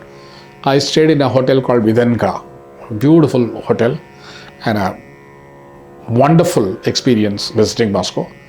But the whole thing turned upside down on the 3rd day when I lost my briefcase with money, passport, everything. From? In the exhibition stall. That day the minister was coming to inaugurate our stall. And I was generally told that nobody steals, there is no stealing and all here. So I kept the briefcase next to my counter in the exhibition area. We were actually selling Max Factor cosmetics, which was very, very popular in Moscow, very, very popular in entire USSR. And ours was the biggest brand. And I was representing Max Factor Cosmetics. This was a part of the Sarabai International activities. So Mr. Dani, who was the general manager, was also there in the counter. And then we had an agent called Kumar and Associates, who were speaking Russian fluently and all that. And they were the ones who were agents. So this whole focus was on our stall because the minister was coming, a lot of television crew and the whole media and all that. So in that entire thing, I think somewhere my briefcase got flicked. This I realized at 3 o'clock in the night, and so I started sweating. My first ever trip, and I have lost all the passport. I don't know how to come out of that situation. Next day morning, I didn't pick up the courage to tell the others that this is all gone. Because I was to stay there for another 3-4 days. It was an exhibition, so it was a 7-day kind of a thing. But next day, my face was completely Asian. So Kumar asked me, something is wrong with you, Kumar. His name was also Kumar. I was also Kumar. So I said, I lost my briefcase. I said, what? I lost my briefcase. What was in that? I said, everything. Passport, traveler's checks, everything gone, currency, everything is gone. He said, are you mad? Why did you keep it here? I said, what do I know here? This is my first experience, first time. And you only told me there is no stealing and all here. He says, all that is okay, but when there is 1,000 people here, how do you control this? I said, what has happened has happened. Now tell me what is to be done. So he said, first eat. Because I could not eat. Then he prepared something in the pantry itself there. I had something to eat. Then he said, come, let's go to the police station. So he went to the police station, narrated the whole thing in Russian. They were very helpful. Because it was a Sarabai group. Sarabai was a big name there. Yeah. And Max Factor was a very big name. So immediately he made a few phone calls and I had to go to the Indian embassy. They issued me a temporary passport. The traveler's checks were replaced. I got everything in the next 3 days. Except money? No, the traveler's checks were there. But what had happened is my original ticket, our India ticket, was Moscow, Delhi, Mumbai. And the fresh ticket which was issued is was Moscow, Delhi, because they thought Delhi is your destination. So instead of Moscow, Bombay, Delhi, they issued the direct ticket Moscow, Delhi. So I come back and then I find that I don't have a ticket to go from Delhi to Bombay and I had no money. Bombay to Delhi? No, Delhi to Bombay. I landed in Delhi. Why would I go from Bombay? From there I had to come back to Bombay and I had no. That is just when we were not married, but we had decided the marriage date and all that. Then I went to his house, borrowed some money, bought a fresh ticket, came back to Bombay and heaved a sigh of relief and had a good rasam chadam in the house. After a span of 10 days, oh my God, that was a terrible. Moscow was also very bad for food in those days. Terrible. I lost about 7 kilos. Every time you went, you lost 15-20 kgs and came back. Correct. Muscat? Nothing exceptional except this Kimji Ramdas connection. Again, a Sarabhai connection. But I went to Muscat for, I think, Raunak group or something like that. So in the evening, I wanted to visit some temple. So somebody said there is a Krishna temple, go there. So I went to the Krishna temple and announced to the pujari that I am a friend of Kimji Ramdas. Kimji Ramdas was the highest Indian citizen in Muscat. And very friendly with the king. So immediately that pujari started shivering. He said, really, sir? Then I said, can I make a phone call? So I spoke to, and he was so thrilled. Of course, he was not in Muscat that time. He had gone abroad somewhere. But he told the pujari, take best care of this gentleman. So they made the arati and all, gave me a big turban and all. And then he said, if you're at Tamil, sir, there is a Shasta Priti happening at the back. Why don't you go there? So I visited that. That's where I met this Srivanshi Morali. And that was nice. Holland, Netherlands. A very negative experience. They hate Indians, and I don't know why. I stayed in a hotel called Krasnopolski, one of the best hotels in Holland. Again, I reached there in the night, I sleep. Next day morning, I go for the breakfast in the breakfast room, and they refused to serve me. And they said, Indian, go and take. And I felt very insulted. Absolute insult. They say, for Indians, we will not serve. You go and take it. So that old British time thing, that still continues. Again, when I had to leave, I asked for the airport bus, and the airport bus did not come inside the hotel to pick me up, and it just went without lifting me. And ultimately, I had to spend $100 to take a taxi and go to the airport. On the whole, very, very negative experience. Saudi Arabia? Nothing unusual except that I landed there when the Hajj pilgrimage was going on. So very difficult to get vegetarian food. Singapore? Beautiful experience. What a country. The second language is Tamil. Yes. So Tamilians are respected because most of the bureaucrats are Tamilians. And a beautiful country, very efficient, very nice. Singapore, you also have bhajans and all that, right? Yeah, once I performed also in one Krishna temple. Nice people. Lot of Indians, lot of Tamils. Yes. South Korea? South Korea, I was fascinated by the advancement. I went to the LG, Lucky Golden, the LG brand. They were also dealing in agrochemicals. So I was taken to a building where I had to have a meeting on the 24th floor or something like that. And believe me, they just touched the button and then 5 seconds, 24th floor. Oh. So I experienced the sense of, it was a gold color building. Even now it's very famous, Lucky building. Everything was spick and span. Very modern, very technologically advanced, and a beautiful hotel. Everything was absolutely modern. Yes, Singapore, I forgot to tell you. My first visit to Singapore, I stayed in a hotel called Westin Stamford, one of the best hotels, Yes. which was $400 a night. $400 in those days. Now you can imagine is 32,000 rupees per night. Yes. But that is the kind of hotels that I always stayed when I went for business, because the business demands that you are in that stature. But the arrangement was, I didn't have the money. Somebody was to give me the money on the third day. But by that time, the credit card concept had already started. So when I checked in the reception, they said, sir, your credit card. I did not have a credit card. So I said, then they said, you have to pay advance. So I said, sorry, I'm not carrying money, but tomorrow somebody will come and hand it over. So he said, sir, strictly tomorrow. But unfortunately, that tomorrow the money did not come. It took one more day. And believe me, I had to hide from the reception and walk, and I had to take another entrance. Akshay Mehta was also with me, the earlier Akshay Mehta. So both of us had to, very sheepishly avoid the craze. And it was a beautiful, huge room. But of course, third day we got the money and paid it off. Sri Lanka. Very exciting country, very, very friendly people. A lot of exciting things happened there. We understood about Nuvara Elia, where we went to the Gayatri temple to find that Jnananda Swami's devotees there, and found a huge room filled with his photographs and all that. Very thrilling, because all this we didn't know, or for that matter, nobody knew. So we were the first ones to have visited. And then of course, visit to Kadirikamam was another exciting thing.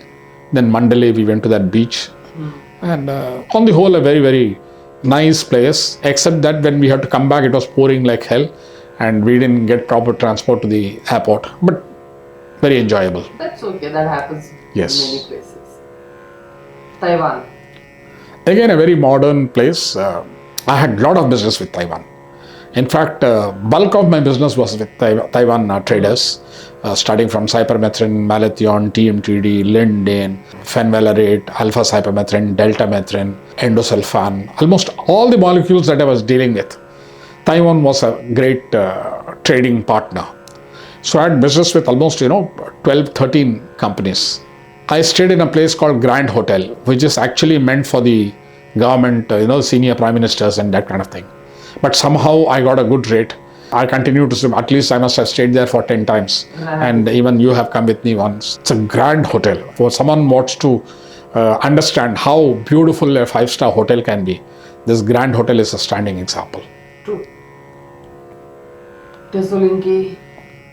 Thessaloniki, I have already, Greece. Thailand, very funny kind of a place. We were staying in Ambassador Hotel. You have a lot of Indians, you get a lot of Indian stuff to eat. Dosa is available anywhere, and always people want to make fun. Thailand also was my trading partner. For example, the very first business that I did with LNR, Nopon, that was the Thailand transaction where I exported naphthalene acetic acid. And I sold a lot of products again in Thailand. There were a lot of, almost about 7 to 8 companies with whom I did, and I must have visited at least 12 times. Turkey. Turkey was an example where I could realize how an entire country can be obsessed with sport. It happened to be a football match that day, international tournament or something like that. And the hotel wouldn't serve me food. Nothing I could do. I just visited Ankara, the capital. From the airport, I went to the hotel, did nothing, came back from the hotel to the airport and took the flight back. All meetings were cancelled. खाना? नहीं दिया. Hotel में जो room के अंदर वो courtesy रखते हैं ना, some nuts and all that. I had to just manage with that. Oh, wow. Airport also you didn't get anything? Nothing. The airport was so crowded. Next day? No, nothing. Then I cursed myself. Why did I come to this place? And Istanbul, which is there, the mainland is on one side. Only Istanbul is on the other side. So you have to cross the sea. So all that stress I took only to do nothing. UAE. Nothing great. I mean, Dubai, Bahrain, almost all the places I visited. Nothing great. UAE was not a great partner. I mean, business-wise, I did not do much in UAE. Except that Ravi used to live there. So I have stayed with him 3-4 times, and then some performances there. His friend was also there, na? Nagesh.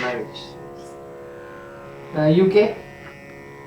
UK is another country where perforce I have to visit every year, because Brighton was in UK. That's where the agrochemical conference was being held. Glasgow and Brighton. No, it was always Brighton. Later on, it got shifted to Glasgow. But Brighton was the place. It's actually a sea resort. So beautiful hotels. The entire agrochemical companies from the world will congregate there for about 3 days. It's real fun. In a day, we will have 16 meetings. Yeah. So Gracie will, for 3 days continuously, and all my messages will come on the fax machine every day morning.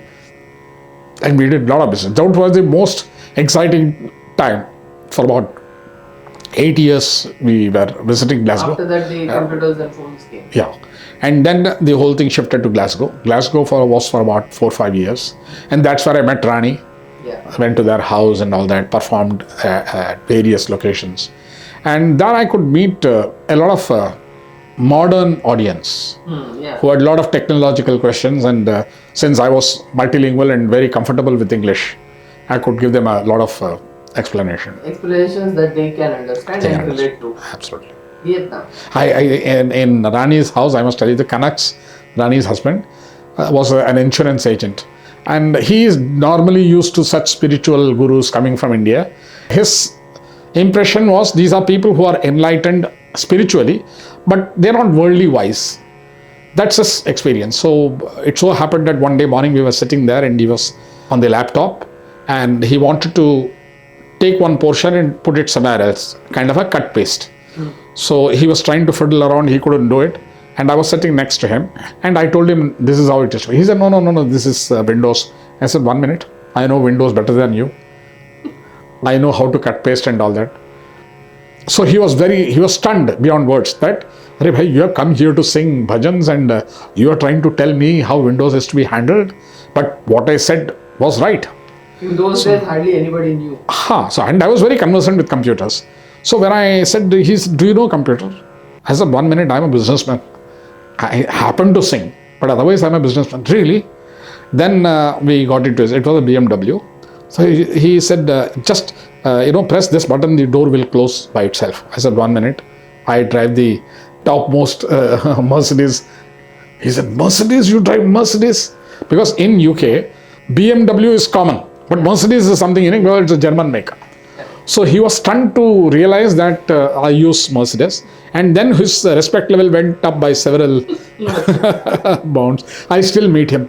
We are nice friends. We just met him in Tapovam. Yeah, nice friends. Vietnam. Nice country, very friendly people. In fact, this is the only country where I continue my business. Even today, we are exporting to Vietnam regularly. Last time you also came with me to Vietnam, to Ho Chi Minh City. But I've not been to Saigon, which is the capital. Ho Chi Minh City is the commercial capital, like Bombay, Delhi. Nice customers.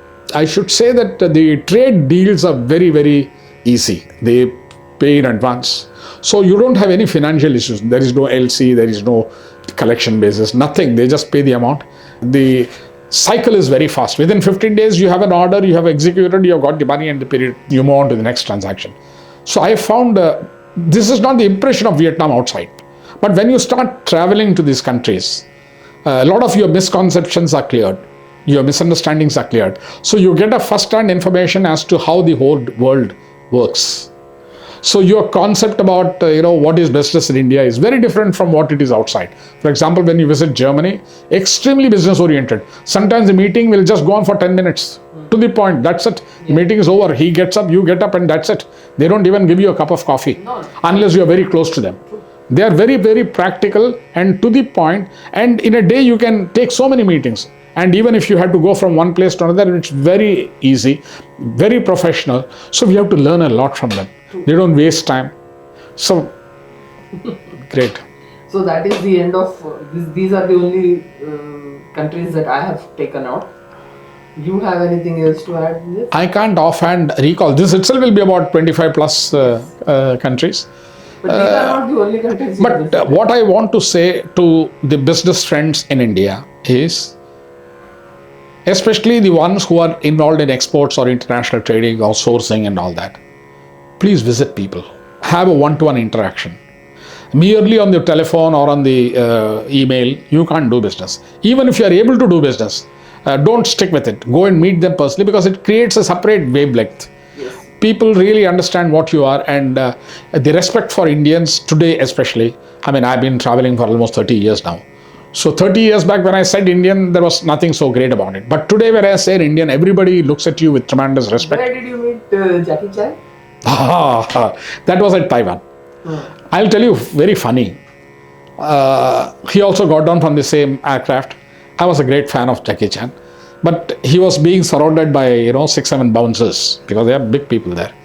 But he was waiting for his luggage on the belt, and as luck would have it, I was standing next to him.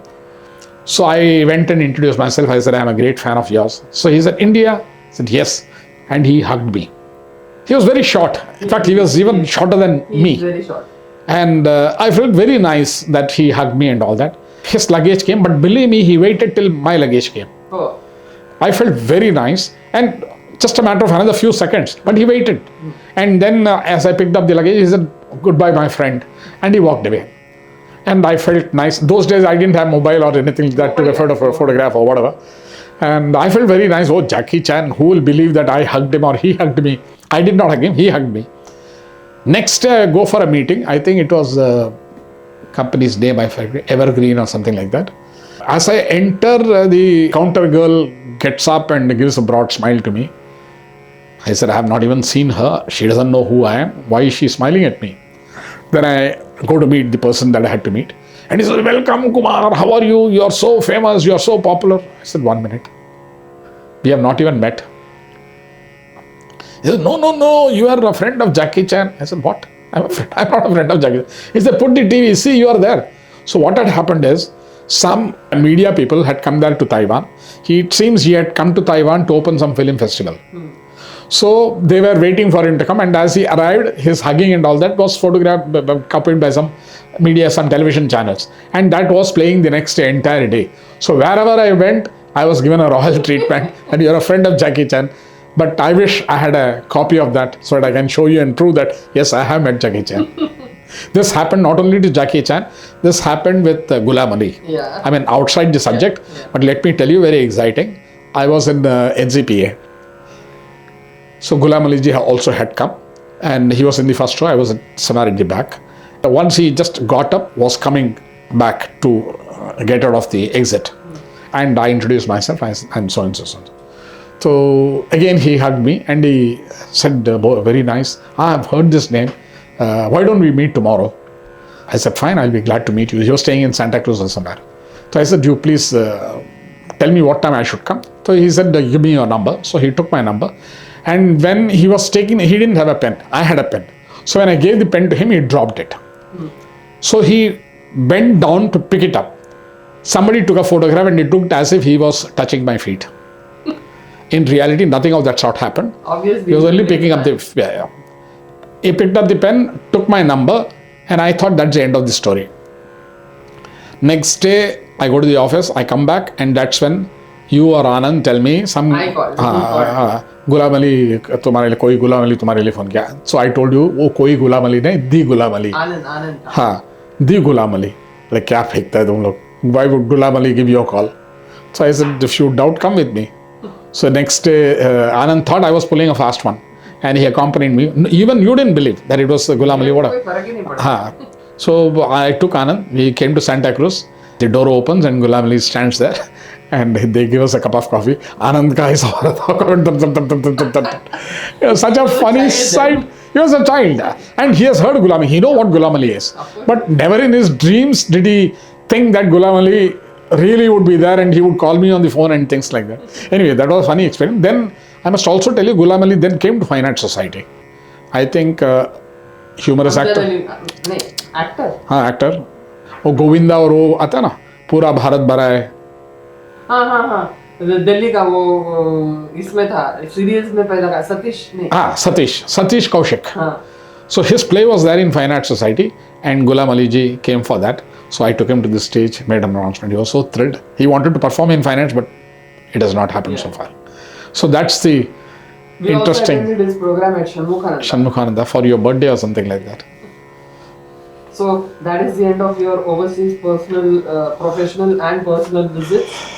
Yes. Anything else is left? But I was trying to tell you what the Indian businessmen should do. Yeah. They should personally visit these people. They're extremely nice, even if you don't know the language. Any human being, whether they are big or small, Absolutely. they are human beings after all. And a handshake makes a world of difference. Yes. And don't misunderstand, don't brand people without knowing about them. When you go to that country, you realize how good they are. How Vietnam was like this when I went, came with you. Correct.